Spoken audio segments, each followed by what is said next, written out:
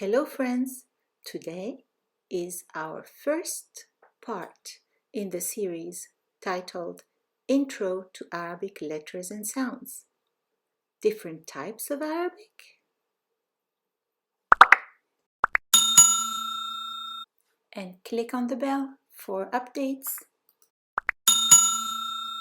So, what are these different types of Arabic? As you may know, there are different types of Arabic. People often approach Arabic speakers asking them why there are different types of Arabic and what they are. So, the two main types of Arabic are Fusha and Ammiya. Have you heard these terms before? So, what is Fusha or formal Arabic?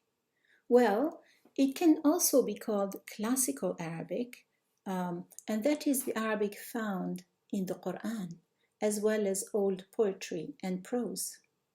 And it's sometimes called modern standard Arabic, and that is the Arabic found in the media, printed media like newspapers, radio and television news, as well as official speeches such as those given at formal conferences or gatherings, the United Nations General Assembly speeches, for example. It is called standard because it is used in all above contexts. It will be the same type of Arabic used in all these contexts. And it is called modern because it has done away with the archaic vocabulary of classical Arabic. So some words that were used in classical Arabic are no longer used, and because it has adopted newly coined vocabulary for modern inventions. So, due to the sanctity of the Quran, Fusha Arabic has remained practically the same throughout the ages.